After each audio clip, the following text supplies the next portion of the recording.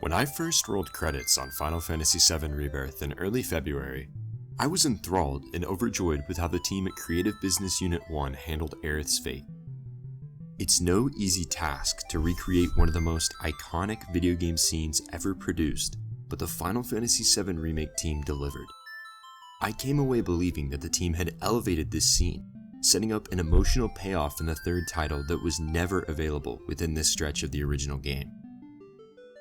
While I expected fans to interpret the last hour of Rebirth in various ways, I continue to be surprised that the overall sentiment among fans has seemingly settled with the interpretation that Rebirth introduced multiple timelines, one where Aerith Gainsborough is alive and one where she dies. Is this truly what happened? The truth isn't nearly as complicated as it may seem on the surface.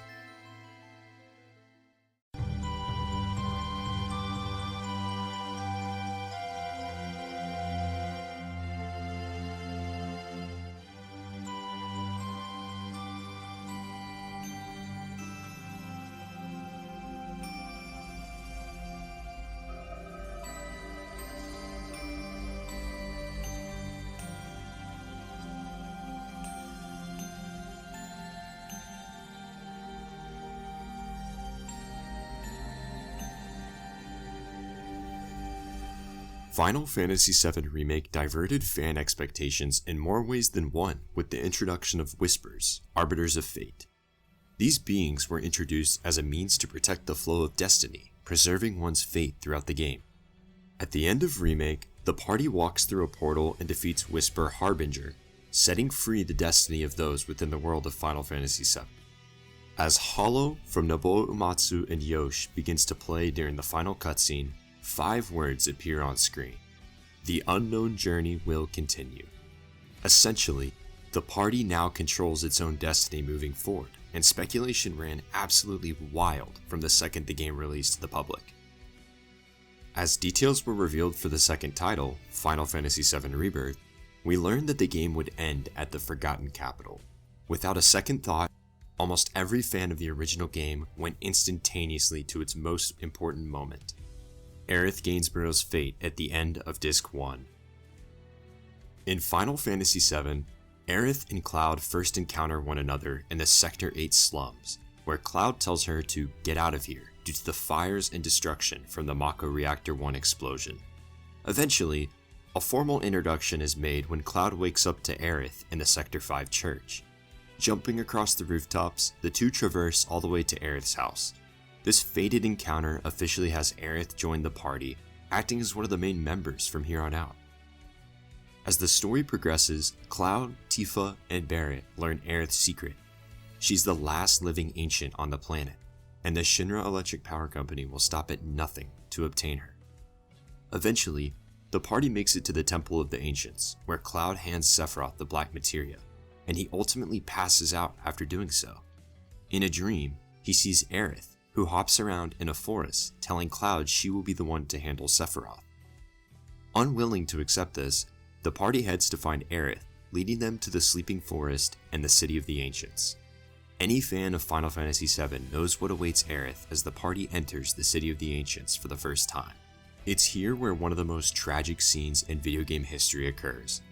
Aerith is stabbed from above by Sephiroth, robbing her of her life. Despite his attempt to stop Sephiroth, Cloud could not, frozen from the influence of Jenova. As her precious materia drops, Aerith's theme plays for the very first time. Cloud immediately rushes to pick up Aerith, screaming that this can't be real and that Aerith will no longer talk, no longer laugh, cry, or get angry. He witnessed her tragic death right in front of his very eyes. Flying upwards, Sephiroth disappears, leaving behind Jenova life for the party to face. Upon its defeat, Cloud carries Aerith's lifeless body into the water beside the capital, sinking her to return to the planet. While Cloud tends to present himself as a soldier with no fear in the world, his emotions and struggles became clearly visible within this sequence. He uncharacteristically shouts in pain as he holds Aerith, fighting back the tears as he comes to terms with the fact that he'll never get to see her laugh or smile again. This public act or persona that Cloud plays throughout the game begins to crack once more. The real Cloud reacts with raw, powerful emotion. Almost 30 years later, this moment is still talked about by fans all over the internet. As new generations have continued to discover the game, more memories have been permanently ingrained in players of that iconic and jaw-dropping sequence. Even on replays, it's an unavoidable feeling of doom as you first encounter Aerith in Sector 8. Her time is finite, and there's nothing we can do to change it. This theme of life was something entrenched in the game from the very beginning by Hironobu Sakaguchi, who shared the following in an October 1997 interview. When we were creating Final Fantasy III, my mother passed away, and ever since I have been thinking about the theme, life. Life exists in many things, and I was curious about what would happen if I attempted to analyze life in a mathematical and logical way. Maybe this was my approach in overcoming the grief I was experiencing. This is the first time in the series that this particular theme actually appears in the game itself. See if you can spot it. This theme of life closely intertwines with ideals such as grief, acceptance, the future, those left behind, and even friendship. All of these themes and ideologies appear constantly throughout Final Fantasy VII, with Aerith's death driving many of these themes home as the game progresses past Disc 1. While Sakaguchi might not have been directly responsible for this decision to kill Aerith, he was responsible for the focus on life, this never-ending cycle of birth and death. In a 2024 interview, Yoshinori Kitase, director of Final Fantasy VII, reflected on the pivotal sacrifice of Aerith, sharing his thoughts on death and what it should mean. He stated, "When you lose someone in the real world, you genuinely don't realize until after the event what's actually happened and what you've lost. You think, if I'd have known, I would have talked to them more when they were alive. It is the same with Aerith. You think, if I'd known she'd die, I could have done this with the character. I wanted to have done that before, but now I can't." It was important to get the player into that mental state. This death doesn't just affect the player, it drastically affects the party. The party's desire and drive to see through its mission is a result of her sacrifice, and it cannot be this way without it. Plus, the entire plot of the game rests in her hands as she directs the life stream and its will to protect the planet from Meteor and save the world at the end of the game. Aerith's death doesn't feel like something that can be changed. Or can it? Rebirth ended off with a bombastic finale focused around this very moment.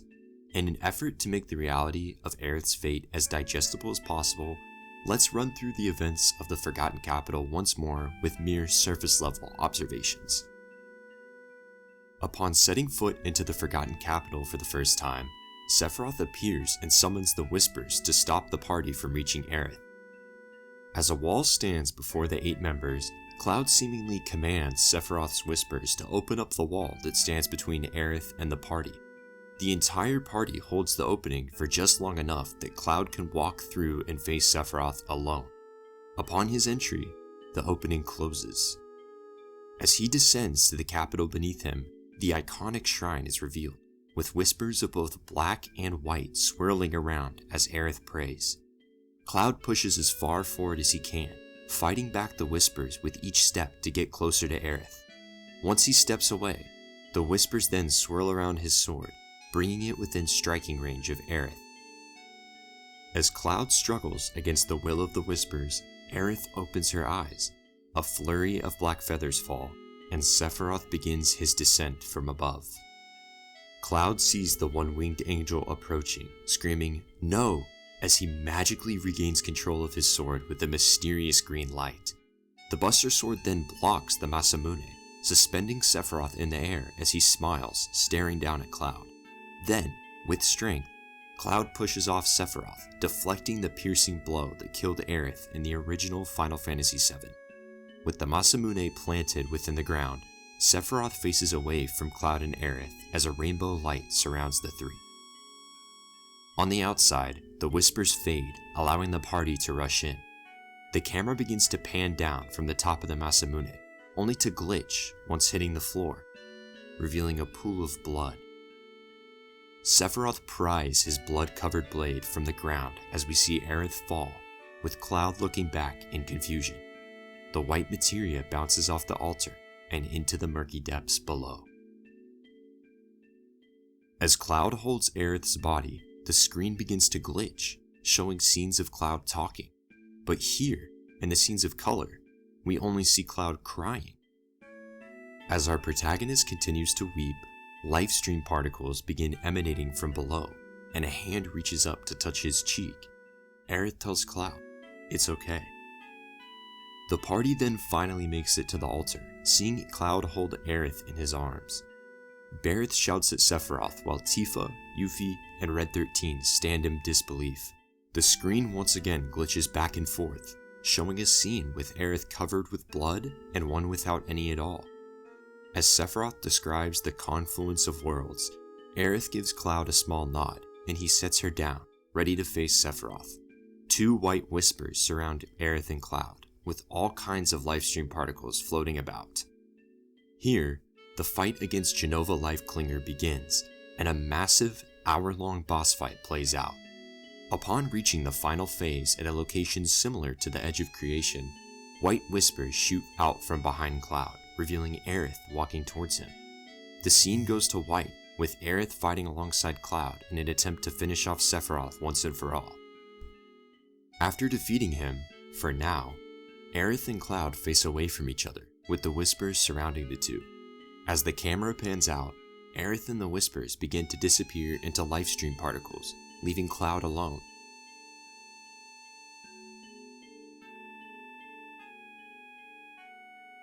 Back at the altar, Cloud slowly approaches the party, which is grouped around Aerith's body. He passes by 3 white whispers, only to now see Aerith's body lying alone on the ground. Cloud picks up Aerith, telling her to wake up, and she slowly opens her eyes, smiling at Cloud. The scene shifts once again, showing the party all sitting in front of a body of water, all overcome with emotion. While Tifa, Barrett, and the others are visibly grieving, Cloud responds and acts as dandy as ever, as if nothing ever happened. Another glitch occurs, replaying Aerith's death as we saw it in Cloud's head. Then, as he looks to his left, he sees Aerith, who turns and tells him, "I'll see you off." He smiles at her, but it's made clear that no one else in the party can see her. Tifa looks at Cloud, looking like she wants nothing more than to curl up in a ball and cry. But Cloud walks on, as if this was nothing but a quick stop for the party. In the final cutscene, Sid, Barrett, and Kate Sith fix up the tiny Bronco. As Cloud looks over, Aerith is seen wandering around, watching the party but not speaking. She watches over each of the party members, walking by Tifa as she cries next to Red 13. Aerith then looks up at Cloud as he examines the clear materia, only to put it in his pocket and pull out the black materia. Approaching the ship, Cloud looks up and sees the rift from Aerith's dream. He tells the other party members not to look up, but when they do, they see nothing but clear skies. Right before Cloud boards the tiny Bronco, Aerith appears and talks to Cloud once again, telling him she'll be fine getting back, as it's like a second home. She promises to put everything into her prayers in an effort to stop the meteor, asking Cloud to promise to defeat Sephiroth. As no promises to keep begins and the tiny Bronco soars into the sky, Aerith, smiling, simply looks up in the sky and says goodbye. Reflecting on this ending, many fans online have come to the conclusion that multiple timelines were formed as a result of Cloud blocking Sephiroth, and he's able to see Aerith, who is alive, in a separate timeline from the party. Is this truly what happens though? Does Aerith simply survive with the party unable to see her? Unfortunately, the truth that lies ahead is much grimmer than many would like to admit. I'll come out swinging to state the obvious. Aerith is dead in Final Fantasy VII Rebirth. There are no ifs, buts, or what ifs about it. She's really gone. While it might seem confusing with the new elements Square Enix has elected to insert, it couldn't be more clear when you understand what is possible with the lifestream. Breaking this down, we'll start with Aerith knowing her fate in the opening of Chapter 14, where she spends one last date with Cloud in a place she calls My Dream. The two eventually wander into the church, the very place they met in Final Fantasy VII Remake.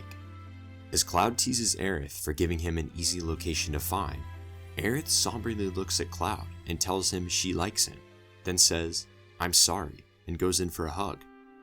As the two embrace, Aerith says, "Whatever happens, don't blame yourself." As she pulls back, Aerith takes her hair out of a braid to retrieve her materia, the one gifted to her by her mother, Ilfana. With her hair down, she reaches out to Cloud, offering the white materia, sharing, "This isn't about me though. It's about saving the world, and you. So thank you, Cloud, for everything." As objects in the church begin to disappear into a rainbow light, Aerith pushes him through a portal. Cloud, falling, sees Sephiroth walk into the church behind Aerith, as she simply mutters, "It's been fun." It's almost as if Aerith knows her fate, and has not only accepted it, but embraced it, for both her friends she loves and the people of the planet. This is her goodbye to both Cloud and the player, one last moment of normalcy before a painful, sorrowful, permanent goodbye. Focusing on her death itself, let's now begin with the supposed deflection, where Cloud blocks Sephiroth and casts him back, preventing Aerith from being stabbed. While this seems like reality, is it really? We think not. This is a warped, manifested reality by Cloud, who, as we all know, is as unreliable of a protagonist as they come. This is made instantly clear when the glitch effect that normally plays when Cloud's memories don't line up with reality plays, and reveals a pooling stream of blood. Whatever scene we witnessed with Cloud blocking Sephiroth likely never happened. From here on, Aerith falls, and her death plays out exactly like the original. Except, even more glitches occur, showing scenes of Cloud talking. These are glimpses of reality, which Cloud is suppressing in an attempt to deny what sits right in front of his eyes. His iconic speech where he shares Aerith will no longer talk, no longer laugh, cry, or get angry, does happen in the remake project. We just don't see it in Rebirth. As Cloud continues to cry, Aerith reaches out to him through the livestream, telling him it's alright. We know this due to the livestream particles emanating from her body, and this perfectly aligns with the capabilities of the livestream we discussed in episode 1 of Under the Plate. A similar idea is mentioned in Final Fantasy VII On a Way to a Smile, where Aerith contemplates reaching out to Cloud via the livestream but decides not to, as she wants him to see her as he knows her. Here, he sees Aerith as he knows her, the adorable flower girl he met in Sector 8. As the party runs in and sees Aerith lying dead, we see glitches between reality and Cloud's imagined or desired reality. While her death is quite apparent with the blood on her body and around her, Cloud chooses to see none of that. Telling Aerith he's got this, Cloud lets her body down, where we see two whispers surround him. While it makes sense for these to be there since they are directly intertwined with Aerith, this can also be visually interpreted as a shield or separation between Cloud's reality and the rest of the party. It's here where Sephiroth states the obvious, something that can be easily overlooked if you aren't paying attention. However, you'll never see the truth with such clouded eyes. Shut up! After all, you're just a puppet.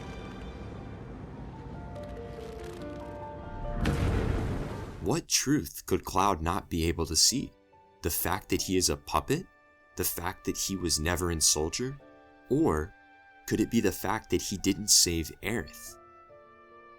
Putting together the pieces, it's quite clear that Sephiroth is likely referring to the latter. Cloud is operating under the belief that Aerith isn't dead, yet she is.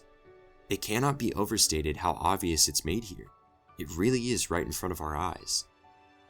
Moving to the end of the fight against Sephiroth, we see Aerith appear out of a portal, all in good health.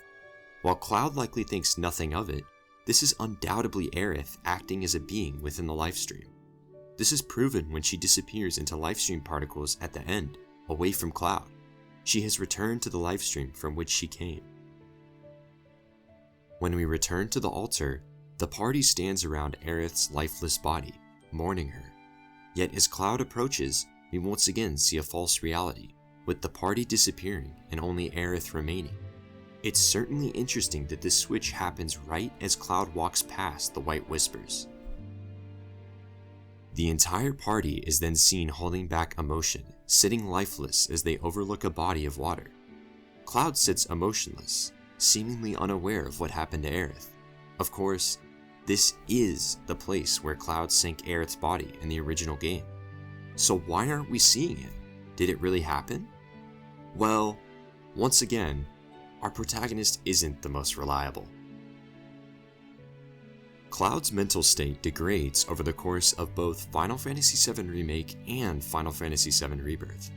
We prominently see this in Rebirth's Chapter 9 at Gongaga, and even during the chaos of Chapter 13 at the Temple. This notion of his degrading mental state is especially true when it comes to his memories.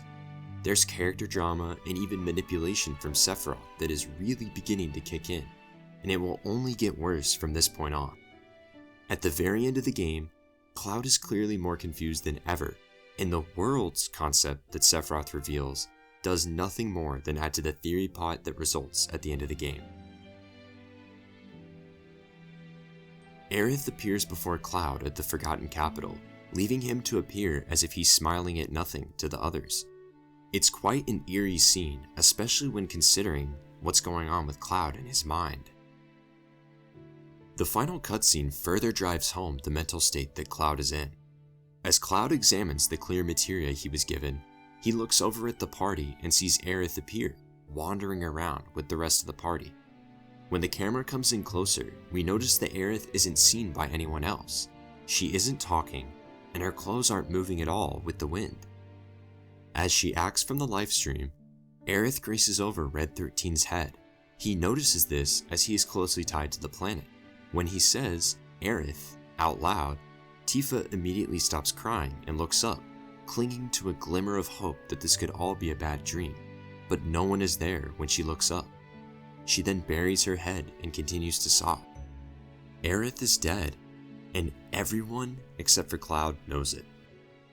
As I've mentioned, one of the most overlooked aspects of Final Fantasy VII is the unreliability of Cloud Strife as a narrator. From the very beginning, our knowledge of the story stems from Cloud's perspective and memories, which, as we know, are nowhere near reliable. This unreliability of the narrator is a key point in the original game that's integral to the core plot as the story progresses. In fact, this story element is even more prominent with Final Fantasy VII Remake, which has consistently attempted to mislead players in an effort to maintain excitement for everyone. Whether you're completely new to Final Fantasy VII or you can recite the entire script twice over, no one can be dead set on what's happening or where the story is headed next. It's a genius decision by Square Enix, and one that I think has made this project infinitely more exciting than a one-to-one remake. As the credits roll, two glaring omissions are made in the end. While almost all of the cutscenes play alongside the names of every individual who worked on Final Fantasy VII Rebirth, the scenes stop right after Cloud picks up Aerith's body after the fight with Sephiroth. In the original game, this is where Cloud takes Aerith to the water and lowers her body in, sinking her to be one with the planet. However, that's not here, and it isn't in Final Fantasy VII Rebirth either. Is this simply a coincidence? Absolutely not, because it happens twice. Just a minute later, the scenes with Cloud speaking to Aerith outside the Tiny Bronco are also not included. Just the final scene of the Tiny Bronco taking off into the sky with Aerith saying goodbye. There's a reason for all of this, and it ties in with Square Enix's decision to elevate a scene in the final game of the Final Fantasy VII Remake project. In the very last line of the game, Aerith simply says goodbye as she oversees the Tiny Bronco soaring into the sky. While some might expect Aerith to play a major role in Part 3, she is really gone. It would be strange for her to say goodbye to no one, only to remain a prominent character throughout Part 3. She isn't going to be a force or livestream ghost or anything of the sort like many online have suggested. This is further justified when looking at various dubbed endings, especially the French ending. While she simply says sayonara in Japanese and goodbye in English, Aerith actually says goodbye Cloud in the French dub. This might not seem like a big deal, but it only gets more intriguing as you think about it. Outside of Cloud, everyone has said goodbye to Aerith and accepted her fate, yet Cloud hasn't. Aerith saying goodbye specifically to the one person who hasn't accepted her death could very well hint that this is the last time both her and Cloud will meet, and Aerith knows it. Regardless of what Cloud or anyone else wants, this is how things have to be, for the sake of the world, the story, and the future. Now, where will Cloud free his clouded eyes, as Sephiroth referenced? I am under the firm belief that Cloud's breakdown at the North Crater will be elevated like never before, with Cloud coming to terms with the fact that Aerith isn't away or at another place, but dead.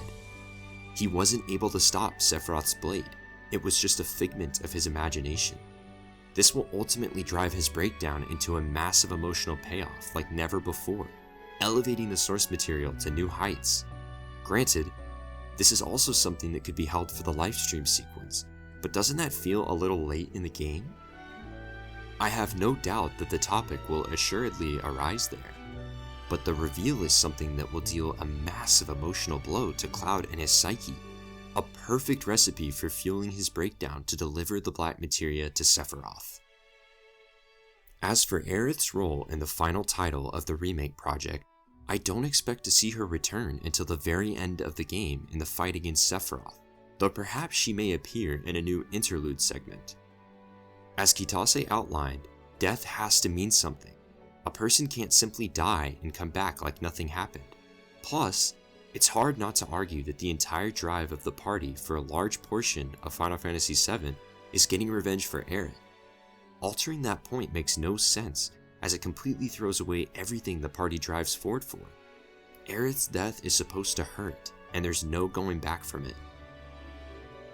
We all, players and party alike, want to save Aerith, but is this really the answer?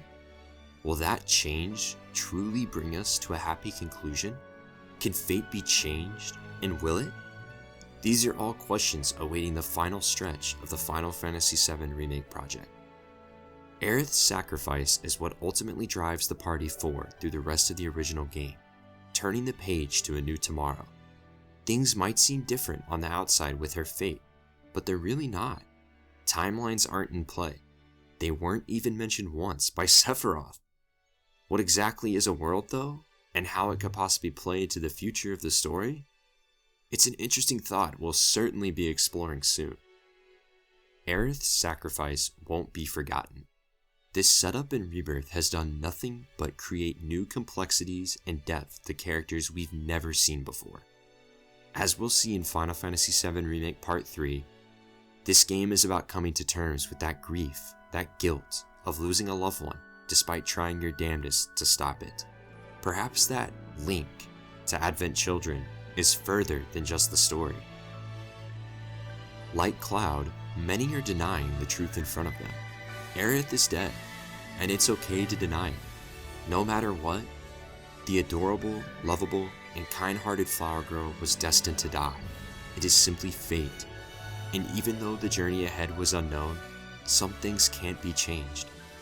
Aerith's sacrifice acts as the climax of her character arc, and it's this moment that shapes her legacy as we see it today. So I encourage you, examine this moment without a pair of clouded eyes. We'll catch you next time on Under the Plate as we continue to peel back the layers of this story that has impacted the world like none other. In the meantime, be sure to check out our other episodes of Under the Plate, subscribe for more Final Fantasy content, and stay tuned to our Twitter for live gaming news, reviews, features, and so much more.